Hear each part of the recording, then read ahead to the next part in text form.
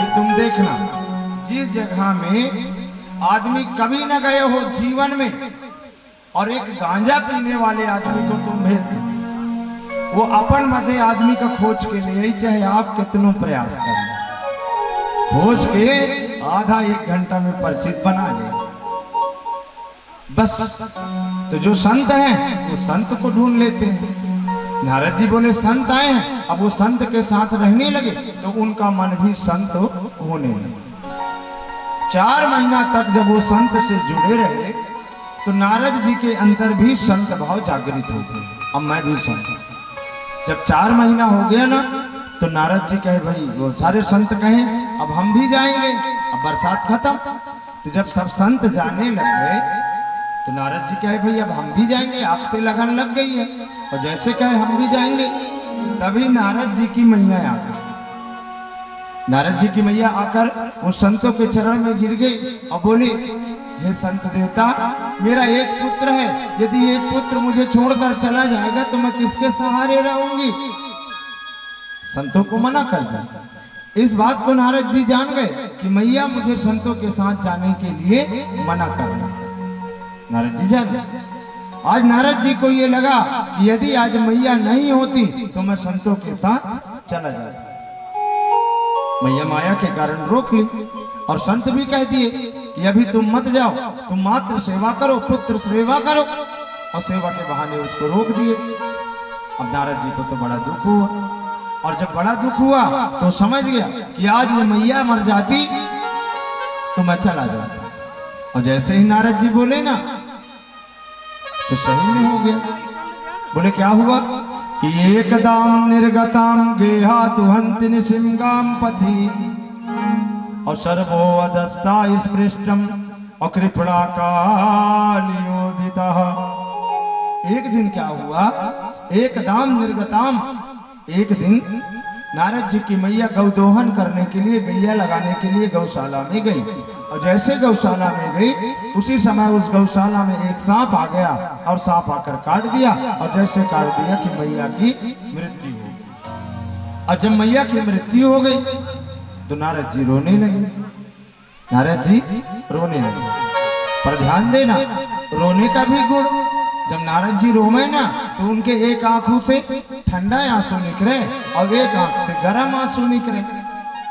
तो सबको पूछे ये क्या बात है भाई। आंसू भी 2 प्रकार, जब खुशी के आंसू निकलते हैं तो ठंडा, और जब दुख के आंसू निकलते हैं तो गर्म। तो नारद जी के तो दोनों निकले, ठंडा भी निकले और गर्म भी। तो माने नारद जी को दुख और सुख दोनों है। बोले हाँ। बोले नारद जी को दुख इस बात का है कि आज मेरी माता मुझे छोड़ करके चली गई। बोले तो ये तो ठीक है, पर सुख किस बात का है। बोले आज से मैं ममता के बंधन से छूट गया, अब मुझे इस संसार में कोई रोक नहीं सकता। नारद जी अपने माता की क्रिया किए और जाकर बद्रीनाथ में भगवान का नाम जपने लगे। देखिए संसार में हम सबके ऋण से ऋण हो सकते हैं, पर माता के ऋण से कभी ऋण नहीं हो सकते। बोले कैसे?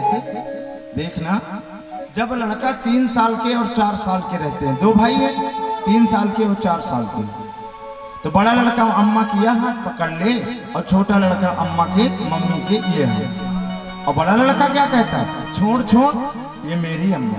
और छोटा क्या कहता है, तू छोड़ छोड़ ये मेरी अम्मा। दोनों बच्चे हाथ को पकड़कर अपने तरफ खींचते हैं ना, ये मेरी अम्मा, ये मेरी अम्मा। कब? जब बच्चे 3 साल और 4 साल के रहते हैं तब। और जब वही माता बूढ़ी हो जाती है, जब वही माता बूढ़ी हो जाती है तब क्या होता है, बड़ा बच्चा कहता है ये तोर अम्मा, और छोटा कहता है ये तोर अम्मा। नहीं कहते कि ये मोर अम्मा। बड़ा कहता है रख तोर अम्मा, और छोटा कहता है रख तोर अम्मा। एक माता अपने 4 बच्चे को अकेले पाल लेती है, पर 4 बच्चे एक माता को नहीं पाल सकते। तुम लोग देखना, 4 भाई हैं तो महतारी को 3-3 महीना बांटते हैं, 3 महीना तोरे यहाँ, 3 महीना तोरे यहाँ, 3 महीना तोरे यहाँ। माता बांटने की चीज है। यदि तुमको बांट दी होती तो कि 3 महीना तुमको गली में रख देती, 3 महीना उसकी सेवा करती तो। माता बांटने की चीज है। पर सुन लो, यदि आज तुमने ऐसा किया तो कल तू भी ऐसा ही पाएगा, क्योंकि तेरा बच्चा भी तुझे देख रहा है और तू उससे ज्यादा बुरा पाएगा।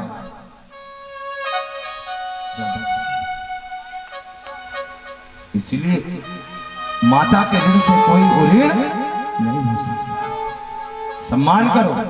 कलयुग में वास्तव में माता पिता हैं तो भगवान के रूप हैं, उनका सेवा कर लो, भगवान का सेवा हो जाएगा।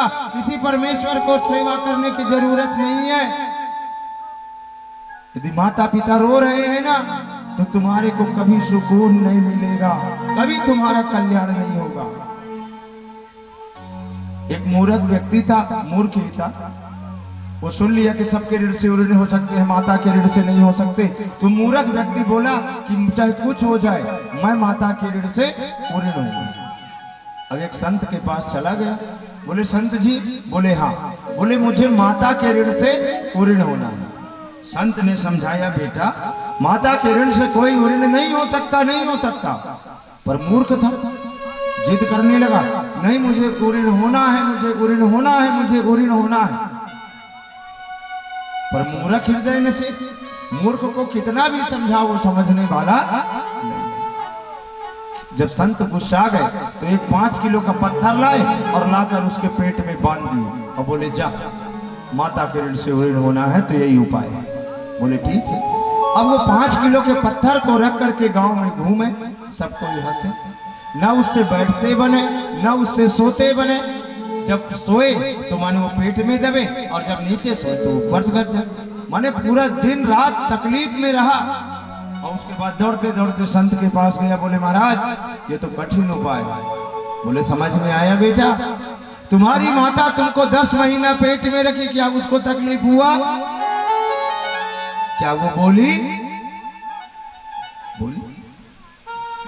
और तुमको मैं एक दिन पत्थर बांध दिया तो तुमको बोझ लग गया एक दिन में। इसीलिए कहते हैं संसार के सारे ऋण से ऋण हो सकते हो पर कभी माता के ऋण से ऋण नहीं हो सकता। नारद जी स्वयं बताते हैं, सम्मान करो माता का, पिता का, क्योंकि भविष्य के तुम भी माता और पिता हो। आज आमा लगा दो, समय आने पर आम खाओगे। यदि आज बबूर लगाओ तो समय आने पर कांटा मिलेगा, कांटा आम लगा। नारद जी अपनी मैया की क्रिया किए, बद्रीनाथ चले गए और जब बद्रीनाथ गए भगवान का कीर्तन हुआ, प्रलय आया तो समा गए। और देखिए ऐसी कृपा हुई संतों की कि वो नारद जी बन गए। तो बोले सबसे बड़ी कृपा किसकी? बोले संत की कृपा, क्योंकि संत के कृपा के बराबर और संसार में किसी की कृपा नहीं हो सकती, नहीं हो सकती। जब सुखदेव बाबा इस व्यास जी महाराज इस कथा को सुना रहे थे तो बोले सुखदेव जी जो आए हैं वो तो कथा कहने वाले आए हैं, पर अभी कथा सुनने वाले तो आए नहीं, क्योंकि कथा तभी चलेगा जब कथा कहने वाला हो और जब कथा सुनने वाला हो। तो बोले ये कथा सुनेगा कौन? बोले ये कथा सुनेंगे परीक्षित जी, और जब तक परीक्षित जी नहीं आएंगे तब तक ये कथा आगे नहीं बढ़ेगी। सूत जी से सब ऋषि पूछने लगे ये परीक्षित है कौन? परीक्षित है कहाँ? परीक्षित जी है कौन? परीक्षित जी है कहाँ? क्योंकि बिना परीक्षित की कथा पूरी हो नहीं सकती। तो परीक्षित जी कहाँ है बताइए। तो सारे ऋषियों से सुखदेव जी बाबा कहते रुको रुको, धीरज को धारण करो ना, हम बता रहे हैं परीक्षित जी कहाँ है, कहाँ है। देखिए यदि परीक्षित जी को जानना है तो तुम्हें महाभारत के समय में चलना पड़ेगा। जब महाभारत का समय तुम जानोगे ना तभी परीक्षित का दर्शन पाओगे। बोले कैसे? देखिए महाभारत का युद्ध हुआ, महाभारत का युद्ध हुआ, और जब महाभारत का युद्ध हुआ तो उस महाभारत के युद्ध में सारे कौरव मारे गए थे।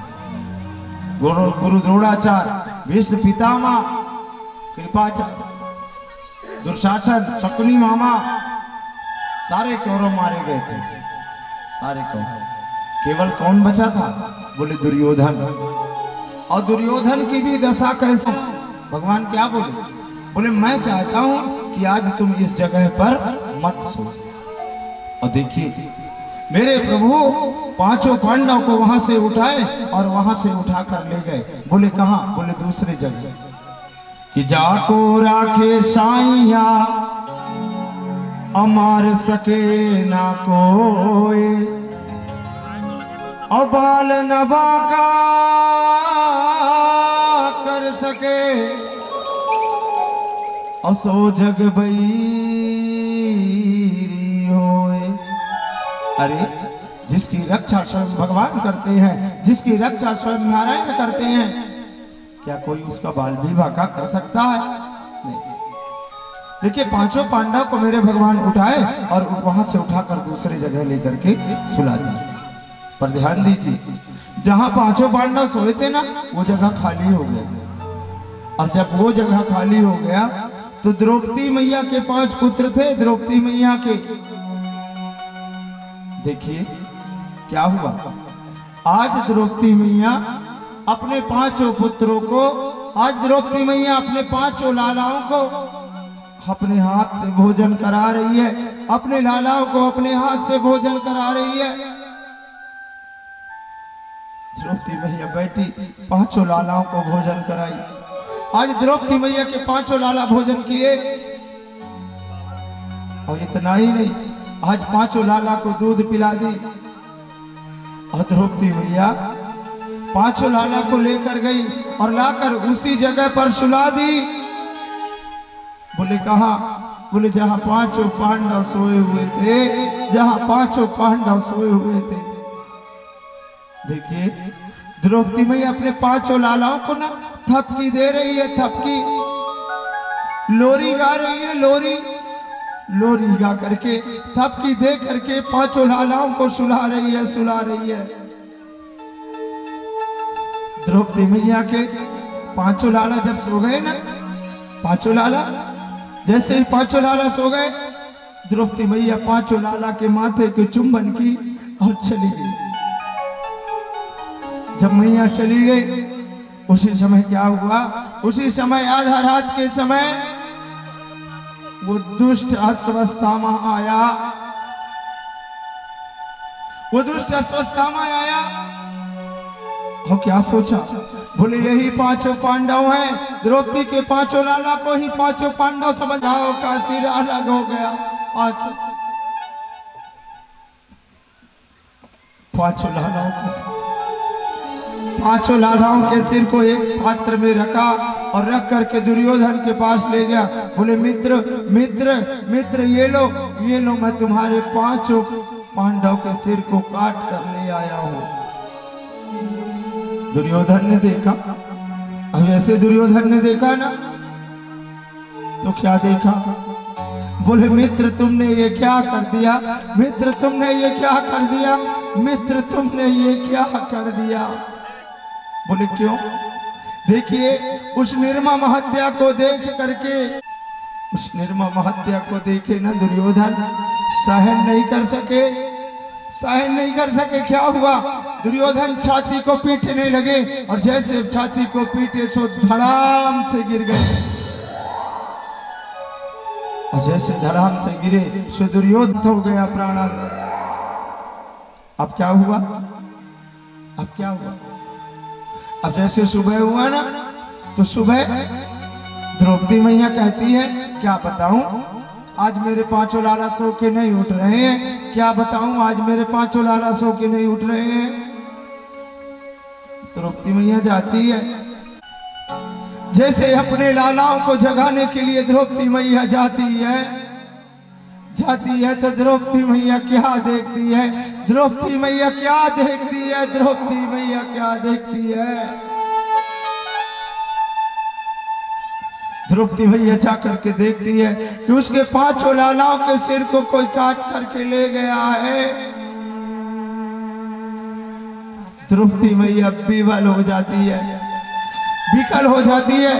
द्रौपदी मैया चित्कार करती है, रोने लगती है। द्रौपदी मैया अपने लालाओं को पकड़ती है, लगाकर गले से लगाती है, गले से लगाकर कहती, उठो ना मेरे लाला, उठो ना रे, उठो ना मेरे लाला, उठो ना रे, उठो ना मेरे लाला, उठो ना रे। हज पांचों लालाओं को गले से लगाकर मैया छाती को पीट पीट कर, मैया छाती को पीट पीट कर रोती है। उठो ना, क्या किया है किसने, किसने? सभी ने कहा गुरु महाराज का बेटा अश्वत्थामा। और जैसे अश्वत्थामा का नाम आया, अर्जुन अपना गांडीव धनुष उठाए और धनुष उठा करके अश्वत्थामा को मारने के लिए दौड़े। और जैसे अश्वत्थामा को मारने के लिए दौड़े ना, अश्वत्थामा ने अर्जुन के ऊपर ही ब्रह्मास्त्र चला दिया। अश्वत्थामा ने अर्जुन के ऊपर ही ब्रह्मास्त्र चला दिया।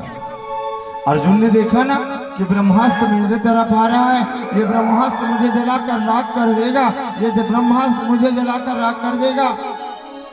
और जैसे अर्जुन ने देखा कि ब्रह्मास्त्र मुझे जलाकर राख कर देगा, क्या हुआ? अर्जुन जी भगवान श्री कृष्ण के शरण में गए। कहते हैं कृष्णम कृष्णम महाबाहो अभक्तानां भयंकरः त्वमेको दह्यामना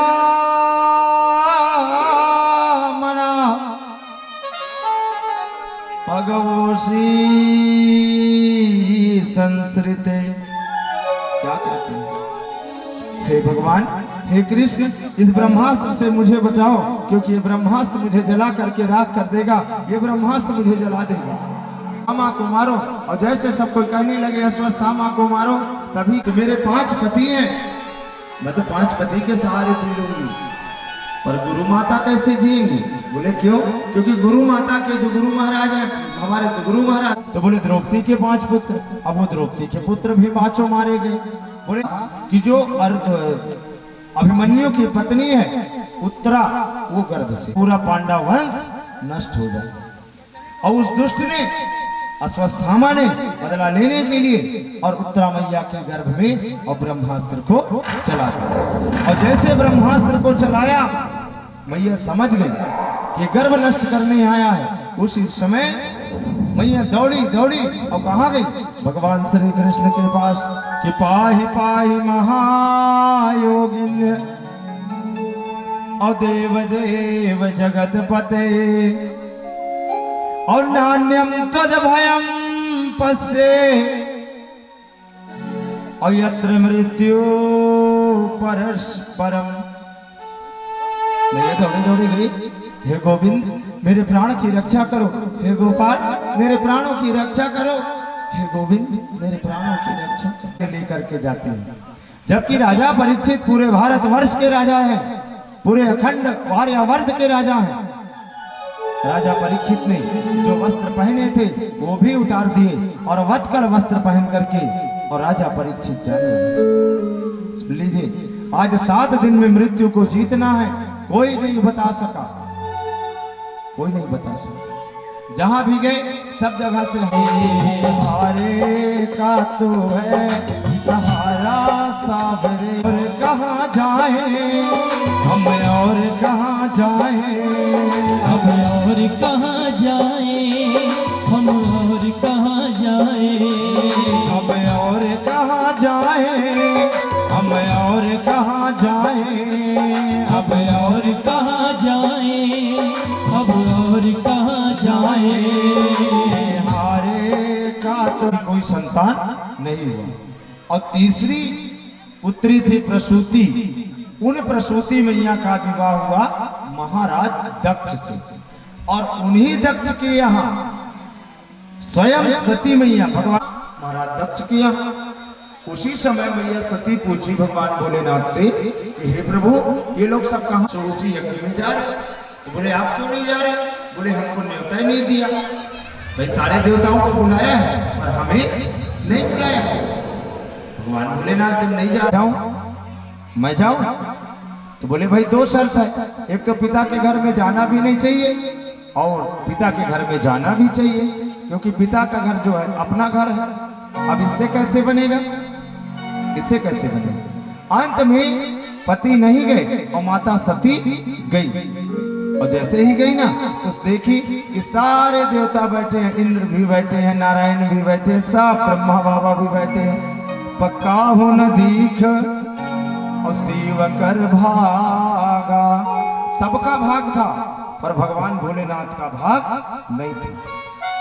जब भगवान भोलेनाथ का भाग नहीं था, मैया क्रोधित हो गई। बोले जहां मेरे स्वामी का अपमान हुआ है, भोलेनाथ का अपमान हुआ है, मैं उस यज्ञ को ही नष्ट कर दूंगी। उस अग्नि कुंड में मैया कूद गई और जैसे मैया कूदी ना तो भगवान भोलेनाथ आए और मैया को अपने हाथ में उठाए और उठा करके ले जाने लगे। और जब ले जाने लगे ना तो मैया के शरीर का अंश 51 जगह गिरा है, 51 जगह। जैसे एक भाग रतनपुर में गिरा तो महामाया के रूप में है, एक भाग शारदा मैया मैहर में गिरा तो महामाया के रूप में है, शारदा मैया के रूप में है। ऐसे ऐसे देखना पूरे भारत में 51 शक्तिपीठ है और वो 51 शक्तिपीठ वही मैया के अंश से बना। और उसके बाद मैया का भी वंश आगे नहीं चला। अब इसके बाद आज की प्रमुख कथा जंगल में छोड़ दिए, रेखा रानी से जंगल में छोड़ दिए। आज जो कल तक राजरानी थी आज जंगल में रो रही है।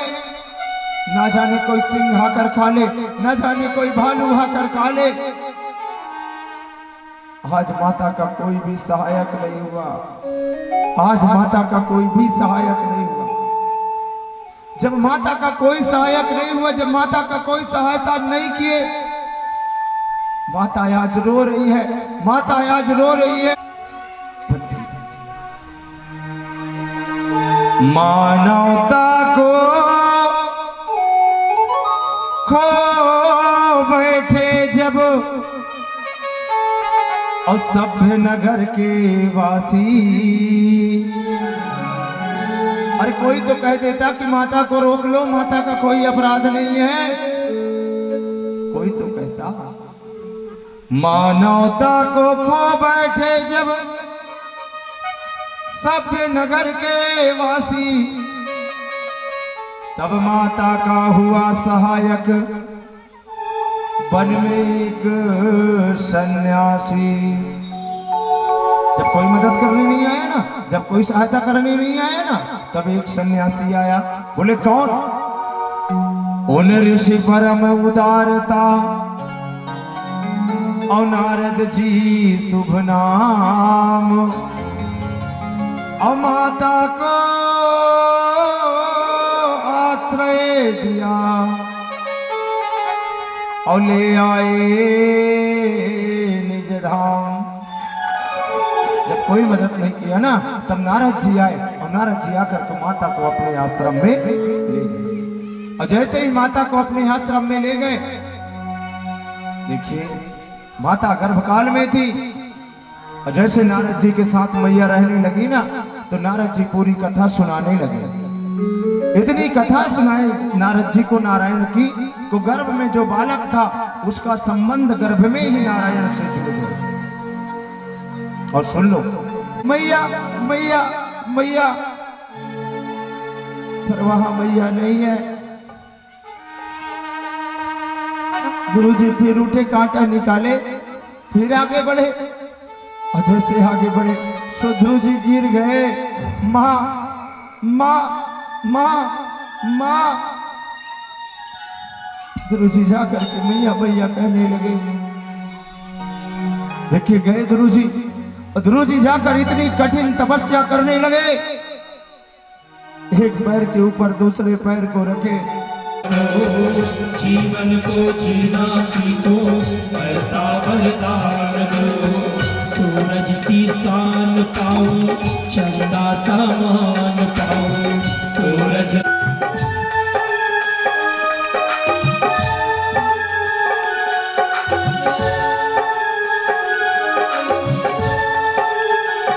पकड़े वो बालक प्रभु जी को पाने की चाह लिए हैं। जंगल की राहों को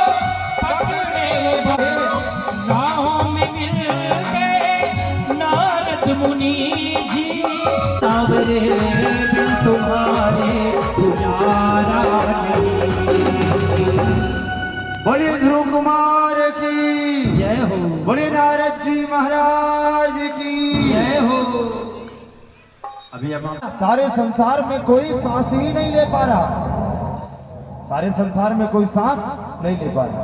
तब क्या हुआ? तो सभी देवता भगवान नारायण के पास गए, बोले प्रभु ध्रुव जी को दर्शन दीजिए। और सुन लो, आज तक भगवान नारायण दर्शन करने जाते थे, भगवान नारायण दर्शन करने जाते हैं। आज पहली बार ऐसा हुआ है कि भगवान नारायण स्वयं कहते हैं मैं ध्रुव जी का दर्शन करने जा रहा हूं। देखिए अभी भगवान नारायण प्रकट होंगे और हम ये नहीं चाहते केवल, तो बोले उसके लिए क्या करना पड़ेगा? तो जिस मंत्र का जाप ध्रुव जी ने किया उसी मंत्र का जाप सब कोई करिए और बड़े भक्त का जाप करेंगे और देखेंगे ध्रुव प्रहलाद कैसे बात कर रहे हैं। वासुदेवाय सभी कोई बड़े भाव से और जोर से ताली बजाकर ओम नमो। जो बच्चे लोग सामने में खड़े हो जाइए, देखिए नारद जी के साथ खड़े हो जाओ, सारे बच्चे खड़े हो सभी को, और ध्रुव जी को भी, और सबको झूमते हुए जैसे नारद जी दर्शन करेंगे ना वैसे प्रभु नारायणाय वासुदेवाय प्रभु नारायणाय वासुदेवाय प्रभु नारायणाय वासुदेवाय प्रभु नारायणाय। ओम नमो भगवते वासुदेवाय ओम नमो भगवते वासुदेवाय ओम नमो।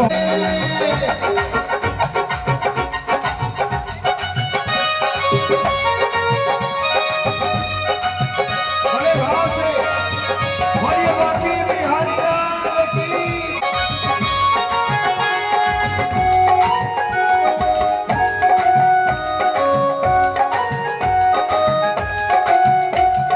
वासुदेवाय प्रभु नारायणाय ओम नमो भगवते वासुदेवाय ओम नमो भगवते वासुदेवाय ओम नमो भगवते वासुदेवाय।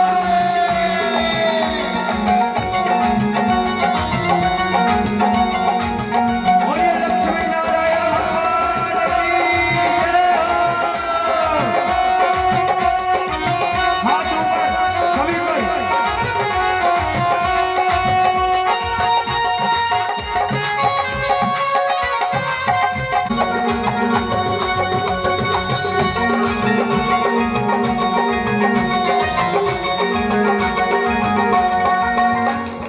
वासुदेवाय वाय प्रभु नारायणाय वासुदेवाय प्रभु नारायणाय वासुदेवाय ओम नमो भगवते वासुदेवाय ओम नमो भगवते वासुदेवाय बोलिए लक्ष्मी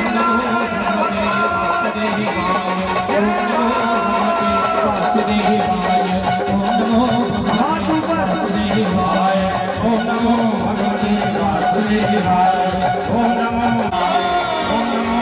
कृष्णा।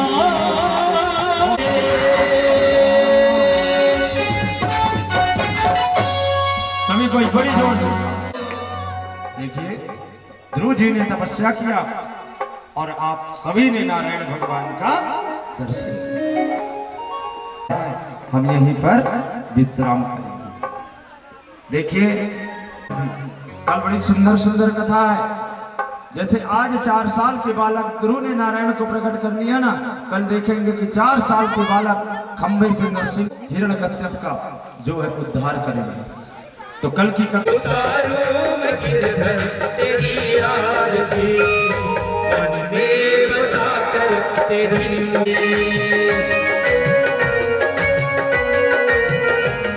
बोलिए बाकी बिहारी लाल की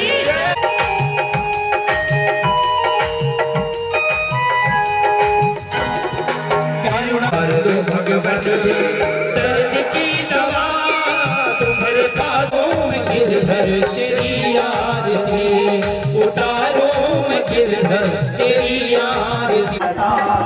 भक्त तेरे द्वार करते हैं पुकार, भक्त तेरे द्वार करते हैं पुकार। दास व्यास गाए हैं तेरी मूर्ति मन तेरी आरती हो तेरी आरती उतारो मैं गिरधर उतारो मैं गिरधर तेरी आरती उतारो गिरधर तेरी आरती उतारो गिरधर तेरी आरती उतारो गिरधर तेरी आरती उतारो गिरधर तेरी आरती राम राम राम राम तेरा श्री राम राम तेरा श्री राम राम जपो श्री राम राम कर श्री राम राम जय श्री राम राम श्री राम राम जय श्री राम राम के श्री राम राम के श्री राम राम श्री राम राम करते जाने श्री राम राम चलानी श्री राम राम चलाने श्री राम राम चलानी झूमते हुए और श्रवण करेंगे। आइए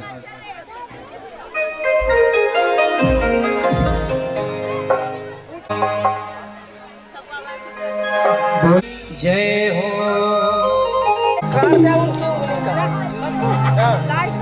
चलिए बोली वृंदावन बिहारी लाल की जय सभी को आरोग्य पाती हो आरोग्य दिया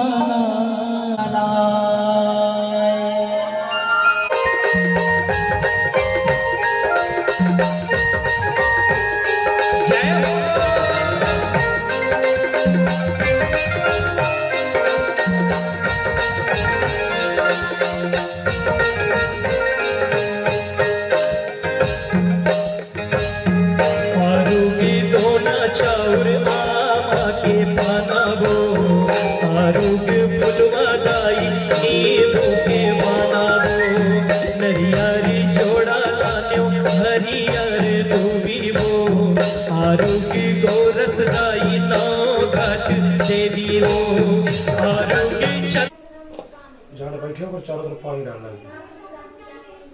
ओम पृथ्वी त्वया धृता लोका देवी तम विष्णादातं तेजादमान देवी पवित्रं कुरु चासनं पवित्री धारणं पैतिकं भैले कैसे दे पवित्र बुद्धे कामः पुण्य तच्छके अम्मा शिखा बंधनम पीछे न पड़ो हाथ जोड़ा बाबा महे तिलक धारणम ओम स्वस्ति न इंद्रो विश्रवाग्न भूगा विदा स्वस्ति नस्तारक्षरिष्टनेमिः स्वस्ति नो बृहस्पतिर्दधातु प्राणायाम कुर्यात् हस्तो प्रक्षाल्य हाथ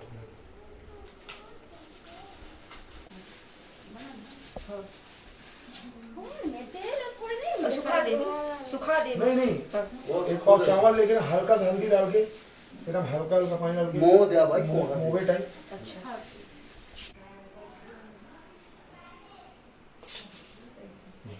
हाथ छुओ हरि ओम नाम व्योः शांतिरन्तरिक्षं शांति पृथ्वी शांतिरापः शांतिरोगदयः शांति वनस्पतयः शांति पृथ्वी देवाः शांति शांति सर्वगं शांति शांतिरेव शांति सर्वा शांतिरिति जतो यदा सुनि हरे तदोनो अभयं कुरु सन्नाः कुरुभ्यः भयन्नाः पशुभ्यः ओम शांतिर्भवतु श्रीमन्महागणाधिपते लक्ष्मी नारायणाभ्यां नमः उमा महेश्वराभ्यां नमः हिरण्यगर्भाभ्यां श्रीचन्द्राभ्यां नमः वासुदेवताभ्यो नमः ओम सिद्धिबुद्धिसहिताय श्रीमन्महागणाधिपतये नमः छोटा हाँ इति नमस्कृत्या ओम सुमुखश्चैकदन्तश्च कपिलोकतिकरणकालम्बोधरश्च विकटो विघ्ननाशो विनायकातो विघ्नत्रिगुणाध्यक्षो भालचन्द्रो गजानना द्वादशैतानि नामानि प्रक्षुयादौ विद्यारम्भे बाह्ये च प्रवेशे दीर्घमे तथा सङ्ग्रामे सङ्कटे चैव विघ्नस्तस्य न जायते शुक्लां भद्रं देवं श्रीवर्णं चतुर्भुजं प्रसन्नवदनं ध्यायेत् कृत्वा सङ्कल्पविस्मरेयुः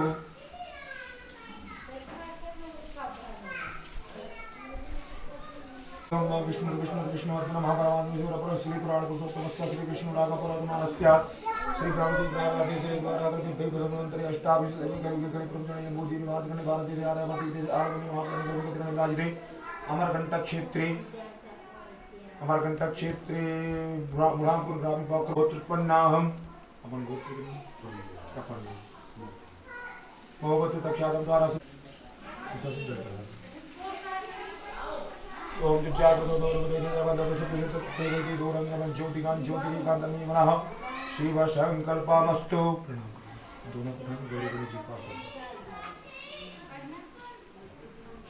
पैसा नहीं रखेगा हाथ छुला पैसा भी नहीं रखेगा ओम विघ्नेश्वराय वरदाय सुरप्रियाय लंबोदराय सकलाय जगत्पिताय नागाम्नाय सिद्धियज्ञ विभूषिताय गौरी सुधाय गणनाथ नमो नमस्ते ओम भूर्भुवस्सुवं प्रणीताम्बिकाभ्यां नमः पुरकायेवेदकं सर्वञ्चतभूतं चितपाबिम्बा उदामितवशीयसानो चतन्नीनादिर्वति ओम भूर्भुवस्सुवं प्रणीताम्बिकाभ्यां नमः आसनात् पुष्पं समर्पयामि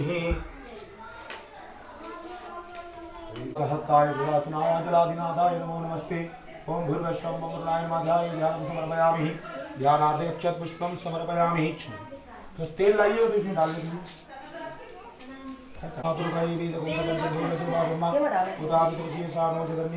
ओम भूर्भुवस्सुः मम आसनात् पुष्पम समर्पयामि। ओम भूर्भुवस्सुः पश्यदेवताय नमः ध्याय ध्यानं समर्पयामि ध्यानार्थे अक्षत पुष्पम समर्पयामि समर्पयामि। नलिया हाँ मौली धागा उठी हुई इतना बड़ा बंडल भाई।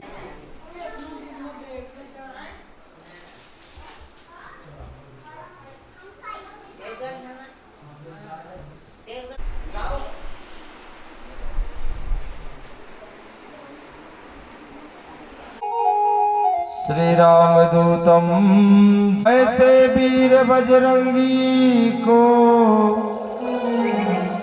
बारंबार प्रणाम।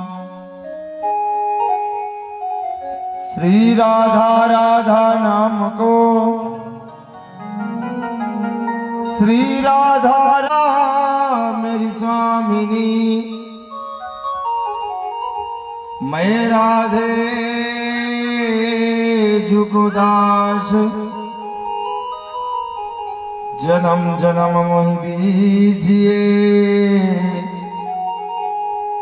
श्री वृंदावन वास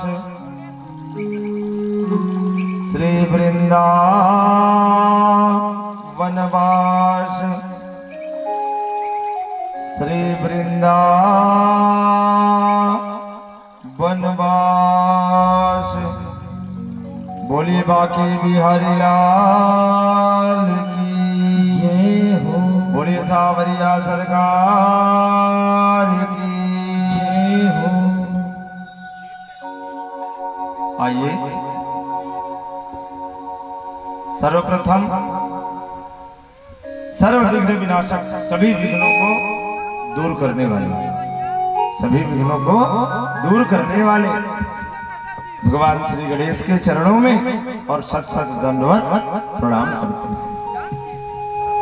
तत्पश्चात जगत आधीश्वरी जगदीश्वरी जगदम्बा पारंबा आदि शक्ति माता गौरी के चरणों में भी प्रणाम करते हैं। और उसके बाद हमारा जो ग्राम बुढ़ानपुर है क्या बन गया है? वृंदावन। क्या बन गया है? वृंदावन। और क्यों बना है वृंदावन? क्योंकि यहाँ भगवान श्री कृष्ण की कथा चल रही है। और सुन लो, चाहे तुम चाहो और चाहे ना चाहो, जहाँ राम की कथा चलती है वो अयोध्या है और जहाँ भगवान श्री कृष्ण की कथा चलती है वो वृंदावन है। और तुम्हारे चाहने से कुछ नहीं होगा, वही होगा जो वो चाहे। और आज वो चाहा है ना, इसीलिए यह कथा जिससे मिलके बना है दो शब्द से, गो और पी। दो शब्द से मिलके बना है ना, गो और पी। तो गो का मतलब क्या होता है? गो का मतलब होता है हमारे शरीर की इंद्री, जैसे आंख, कान, नाक, मुंह, ये गो है। इसको क्या कहते हैं? गो। अपी का मतलब होता है पीना। तो देखिए, जो अपनी समस्त इंद्रियों से, आंख से, कान से, नाक से, मुख से, जो अपने समस्त इंद्रियों से भगवान श्री कृष्ण के नाम के रस को पीते हैं, उसी को हम गोपी कहते हैं। अब वो गोपी कोई अलग से नहीं है, आप भी गोपी हो, मैं भी गोपी हो, हम सब गोपी हैं। बोले कैसे? बोले भगवान श्री कृष्ण के कथा के रस को पीजिए, और जो भगवान श्री कृष्ण के कथा के रस को पान करता है ना जी, वही गोपी है, वही गोपी। और इसी बात को सुखदेव बाबा भी बोले हैं कि भगवान के कथा को सुनना नहीं चाहिए, भगवान के कथा को सुनना नहीं चाहिए। सुनने के लिए मना किए। बोले क्यों? मान लो आप भगवान की कथा को सुनते हो तो इस कान से सुनोगे ना जी, तो इस कान से निकाल दो। इसलिए सुखदेव बाबा ने कहा कथा सुनने की चीज नहीं, कथा पीने की चीज है। कि निगम कल्प तरोर गलितम फलम असुख मुखाद मृत द्रव संयुतम अपीबतम भागवतम रसमाल्यम अमोरो रसिका भुवि भावका पीबतम भागवतम रसमाल्यम। भागवत की कथा को क्या करिए, बोले पीजिए, क्योंकि उन्होंने पीबतम लिखा। यदि सुनना होता ना तो श्रुणतम लिखते, क्योंकि श्रुणतम मतलब सुनना होता है और पीबतम माने पीना होता है, इसलिए उन्होंने पीबतम लिखा। क्यों पीबतम लिखा? क्योंकि भागवत की कथा को जब आप पिएंगे ना तो आपकी आत्मा में जाएगा, और जो आत्मा में जाए वही तो कथा है। जिसको हम सुनकर निकाल देंगे वो कथा नहीं है। इसलिए सुखदेव बाबा ने कहा भागवत की कथा को पीजिए। और दूसरी बात, भागवत है का श्रीमद् भागवत अमृतम। श्रीमद् भागवत जो है अमृत है। क्या है श्रीमद् भागवत? अमृत। अब आप ही बताइए, अमृत को कोई कान में थोड़ी डालेगा जी, अमृत को तो मुख में पान करेगा। कि अमृत को कान में डालेगा? नहीं। हरि आनंद हरि कथा आनंदा, राम जी हमारे, राम जी हमारे, श्याम जी हमारे, राम जी हमारे, श्याम जी हमारे, राम जी हमारे, श्याम जी हमारे, राम जी हमारे, श्याम जी हमारे। कहा है सुनाई बाबू जी सब संसार, राम जी हमारे, कहा है जन्म तक जतन करते हैं फिर भी नहीं पाते, नहीं अघाते, और हम दो कथा में अघा जाएंगे। बिल्कुल गलत है। कथा सुनकर कभी किसी को अघाना नहीं है। जो अघा गया उसने कभी कथा को सुना ही नहीं। बोलिए बाकी बिहारी लाल की जय हो। देखिए, क्योंकि भाई मुख अपवित्र है, कोई पान खाया, कोई तंबाकू खाया, कोई गुटखा खाया, तो फिर अमृत कैसे पिएगा? तो सबसे पहले मुख को शुद्ध करो। जब मुख हम शुद्ध करा लेंगे ना तभी भागवत की अमृत कथा को पान कराएंगे। नाम के संकीर्तन से ही होता है। गोसाई बाबा ने कहा, महर्षि वेदव्यास ने कहा है कि यत फलम नास्ति योगे समधिनाम, यत फलम नास्ति ध्यानम, और तत्फलम कलियुगे, और कृष्ण नाम संकीर्तनम। कलयुग में अपने तन को शुद्ध करना है, कलयुग में अपने मन को शुद्ध करना है, कलयुग में अपने वचन को शुद्ध करना है, तो तुम्हें कृष्ण नाम का संकीर्तन करना ही पड़ेगा। जब तक आप कृष्ण नाम का संकीर्तन नहीं करेंगे तब तक आपकी वाणी शुद्ध होने वाली नहीं है। आइए पहले बड़े भाव से भगवान श्री कृष्ण के नाम का संकीर्तन करते हैं, और संकीर्तन करने के बाद और फिर जब हमारा मुख शुद्ध होगा तो बड़े भाव से फिर आज तीसरे दिन की जो कथा है, ध्रुव जी का राज्य, हमारे देश का डीजल है?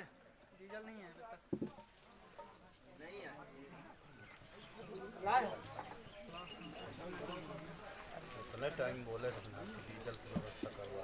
पहले दिन आए भजले हरि का प्यारा नाम है, नंदलाला हरि का प्यारा नाम है, गोपाला हरि का प्यारा नाम है, नंदलाला हरि का प्यारा नाम है, गोपाला हरि का प्यारा नाम है, नंदलाला प्रभु का प्यारा नाम है, गोपाला प्रभु का प्यारा नाम है, नंदलाला हरि का प्यारा नाम है, गोपाला हरि का प्यारा नाम है। जय राधे गोविंदा, जय राधे गोपाला, मन भजले हरि का प्यारा नाम है। जय राधे गोविंदा, जय राधे गोपाला, मन भजले हरि का प्यारा नाम राधे।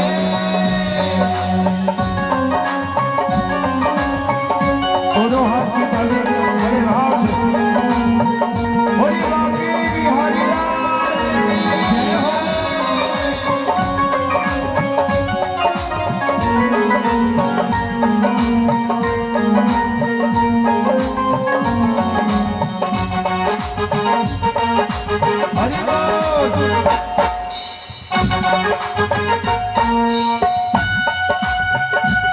सभी कोई दोनों हाथ की ताली बड़े भाव से।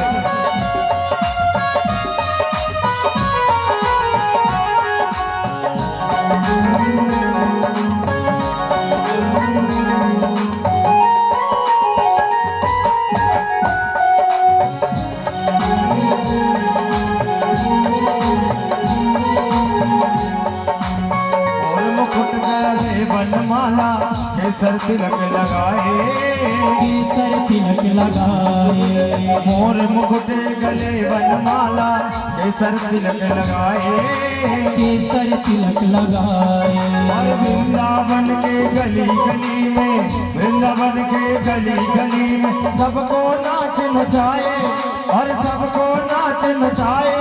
जय राधे गोविंदा, जय राधे गोपाला, मन भजले हरि का प्यारा नाम है।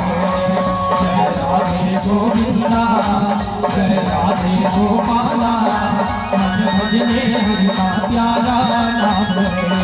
जय राधे गोविंदा, जय राधे गोपाला, मन भजले हरि का प्यारा नाम। राधे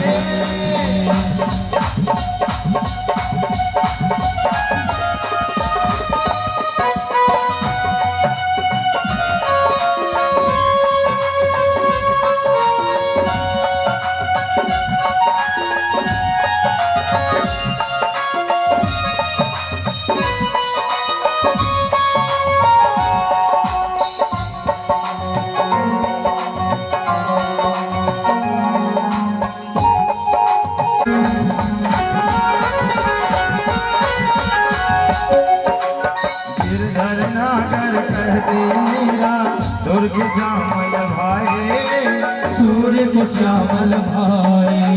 गिरधर नागर कहते मीरा, दुर्ग श्यामल भाई, सूर्य को श्यामल भाई। और तुकाराम और नाम देव ने, तुकाराम और नाम देव ने विठल विठल गाए, और विठल विठल गाए। जय राधे गोविंदा, जय राधे गोपाला, मन भजने हरि का प्यारा नाम है। जय राधे गोविंदा, जय राधे गोपाला, मन भजने हरि का प्यारा नाम है। मन भजने हरि का प्यारा नाम है, नंदलाला प्रभु का प्यारा नाम है। नंदलाला हरि का प्यारा नाम है, गोपाला हरि का प्यारा नाम है। जय राधे गोविंदा। क्रोध नहीं, संत कभी किसी को दुख नहीं देता। एक चीज ध्यान रखिएगा कि निज परिताप और द्रवहि नवरीता, अपर दुख द्रवहि संत सुपनीता। अपने प्रभाव से जो दूसरे के दुख को दूर करते हैं वो संत होते हैं, जो दूसरे को दुख देते हैं वो कभी संत नहीं होते, कभी संत नहीं हो सकते। जैसे आजकल हम लोग कन्या की अब शादी थोड़ी करते हैं, नहीं, कन्या की शादी नहीं करते कि तरुणी प्रभुता गे औश्याल को बुद्धिदायका, कन्या विक्रयण। फ्रिज दोगे हाँ, अलमारी दोगे हाँ, गाड़ी दोगे हाँ, यदि तुम्हारे में श्रद्धा है, तुम जो हाँ हाँ करते गए तो शादी तय हो गया। एक चीज कम कर दिए तो फिर वो शादी होने वाली नहीं।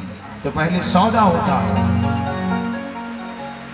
तो कभी सौदा करके, चाहे वो कन्यादान हो और चाहे दान हो, कभी नहीं करना चाहिए, क्योंकि उसका फिर कोई फल नहीं।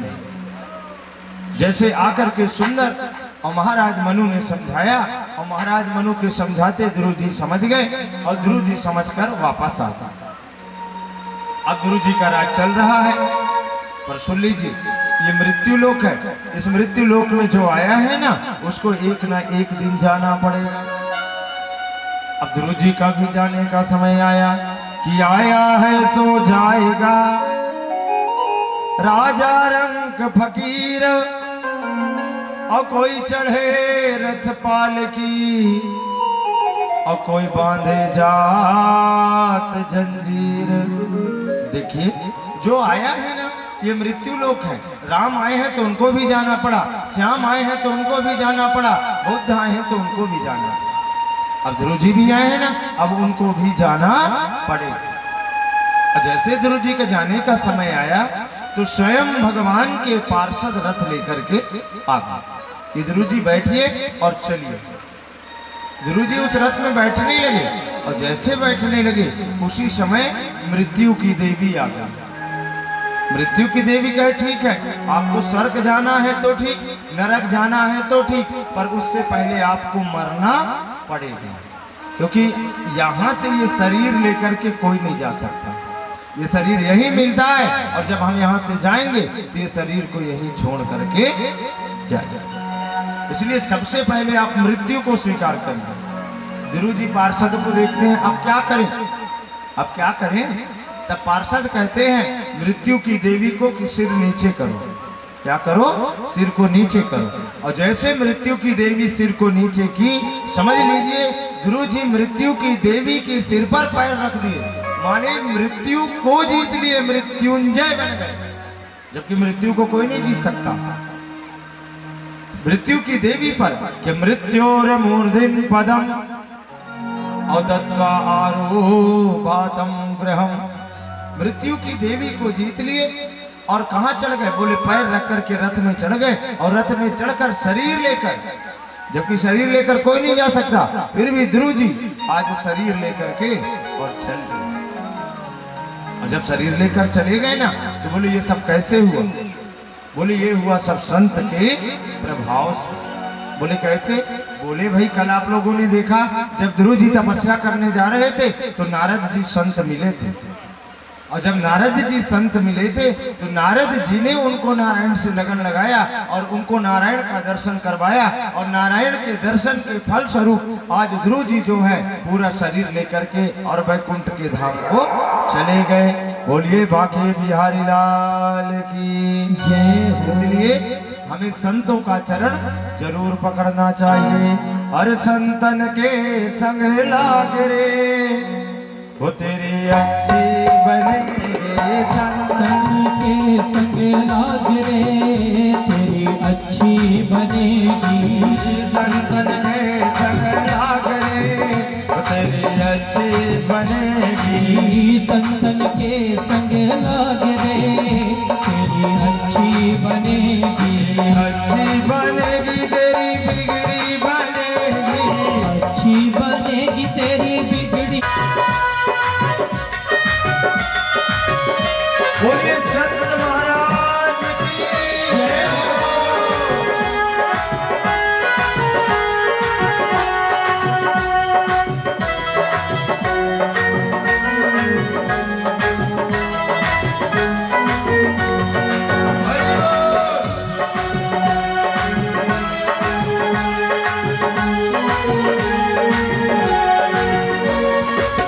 ध्रुव जी की बन गई प्रहलाद जी की बन गई।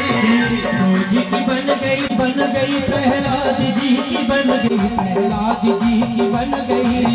ध्रुव जी की बन गई प्रहलाद जी की बन गई। सुमिरन हरि सुमिरन मन लागे तेरी अच्छी बनेगी। हरि सुमिरन मन लागे तेरी अच्छी बनेगी। संतन के संग लागे तेरी अच्छी बनेगी।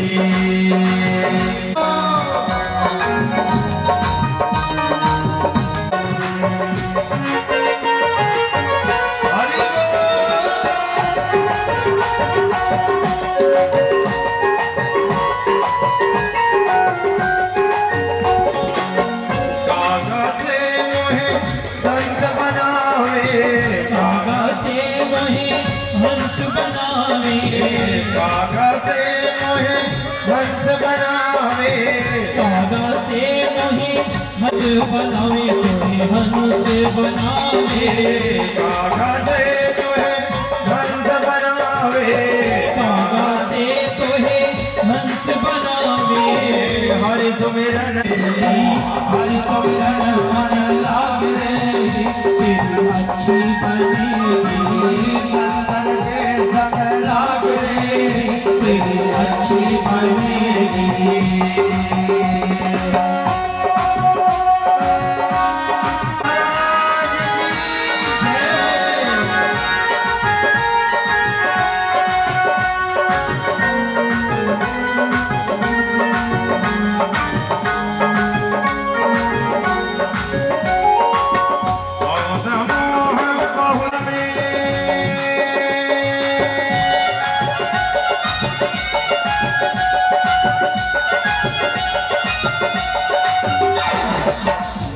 माया में बहुत दिन सोए, माया बहुत दिन सोए, बहुत दिन सोए, बहुत दिन सोए, बहुत दिन सोए, बहुत दिन सोए, बहुत दिन सोए, बहुत दिन सोए। तेरी अच्छी बनेगी जाग सके तो जागे, तेरी अच्छी बनेगी हर सुमिरन मन लागे, संतन के संग लागे तेरी अच्छी संग लागे, तेरी अच्छी बनेगी, तेरी अच्छी बनेगी, तेरी अच्छी बनेगी, तेरी अच्छी बनेगी, तेरी अच्छी बनेगी। कहत कबीर और सुनो भाई साधु, और कहत कबीर और सुनो भाई साधु, अरे हरि सुमिरन मन लाग रे वो तेरी अच्छी बनेगी, अरे जाग सके तो जाग रे तेरी अच्छी बने। अभी भी समय है, जाग जाइए, क्योंकि अच्छा बनने का समय आया। जैसे ध्रुव जी का बना, इस संसार से कोई शरीर लेकर नहीं जा सकता, पर ध्रुव जी शरीर लेकर चले गए। बोले क्यों? क्योंकि ये संत की कृपा है। देखिए, अब ध्रुव जी का वंश आगे बढ़ा, तो ध्रुव जी के बेटा हुए उत्कल, उत्कल के बेटा हुए अंग, और अंग के बेटा हुए वेन। और जो वेन महाराज हुए ना, ये जो है धर्म के विरोधी हो गए। देखिए, महाराज उत्तानपाद दानी थे, ध्रुव जी दानी थे, महाराज उत्कल दानी थे, महाराज अंग भी दानी थे, परंतु जो महाराज वेन थे, जैसे वेन राजा बने, उन्होंने धर्म का विद्रोह करना शुरू कर दिया। और सोच लो, जो धर्म का विदेश करता है, जो धर्म का विद्रोह करता है, तो समझ लेना कि उसका विनाश शुरू हो गया। अरे हम सत्य सनातन धर्म से अवतरित हैं, और जो हमारे धर्म के विरोध गया, समझ लीजिए उसका विनाश शुरू हो गया। देखिए, आदमी के बिगड़ने के 4 लक्षण होते हैं: रूपम, यौनम, संपत्ति और बड़ा पद का मिलना। और वे इनके पास सब था, भाई राजा बन गए, और जवान भी थे, सुंदर रूप भी था, और संपत्ति था। जिनके पास ये चारों चीज है ना, उनको ज्यादा संभल के रहने की जरूरत है, क्योंकि बिगड़ने का 4 लक्षण यही होते हैं। जैसे राजा वेन, अभी तक जितने राजा हुए, वो सारे राजा गौ के सेवा करते थे, वेद शास्त्र को पढ़ते थे, और शास्त्र से जो नियम बताया है, वो नियम के अनुसार करते थे। परंतु इसने ऐसा नहीं किया कि यथा देवेषु वेदेषु अघोषु विप्रेषु साधुषु धर्मे मयि च विद्वेष असावायासु विनश्यति। जो वेद की निंदा करने लगे, जो देवताओं की निंदा करने लगे, जो गौ की निंदा करने लगे, जो साधु की निंदा करने लगे, जो ब्राह्मणों की निंदा करने लगे, समझ लीजिए उसका 11 महीने के अंदर विनाश शुरू हो जाता है। और यही किया राजा वेन ने। देखिए, ऋषि आए, ऋषियों ने आकर समझाया, हे महाराज, आप भी वही काम करिए जो आपके पूर्वज किए। पर वो नहीं किया। वो क्या करता था? बस मदिरा पान करता था, अप्सराओं को बुलाता था, और अप्सराओं को बुलाकर रात दिन नृत्य में, नाच में लगा रहता था। ऋषियों ने समझाया, नहीं माने, फिर समझाया, नहीं माने, और फिर समझाया, नहीं माने। और जब नहीं माने तो ऋषियों ने वेन महाराज को श्राप दे दिया। और जैसे वेन महाराज को श्राप दिया सो वेन महाराज की मृत्यु हो गई। देखिए वेन महाराज का अत्याचार इतना बढ़ गया था, बोले कितना, इतना बढ़ गया था कि पूरे देश में अकाल पड़ने लगा, दुर्भिक्ष पड़ने लगा, चारों तरफ हाहाकार हो गया, महामारी आ गई। कोई खेती करे ना तो एक सेर अन्न भी खेत में जाकर के डाल देना तो आधा सेर भी अन्न की उत्पत्ति नहीं होती थी। जल बरसना भी बंद हो गया, इतना हाहाकार, त्राही त्राही त्राही हो गया। यज्ञ पूजा अनुष्ठान सब बंद हो गया, ताल तलैया सुखा गए, बाग बगीचे सब नष्ट हो गए। बोले क्यों? बोले महाराज वेन का इतना अत्याचार बढ़ा, ऋषियों ने श्राप दिया, वो मर गए। और जब मारे गए तो आप ही सोचिए, किसी राज का भी यदि राजा मारा जाए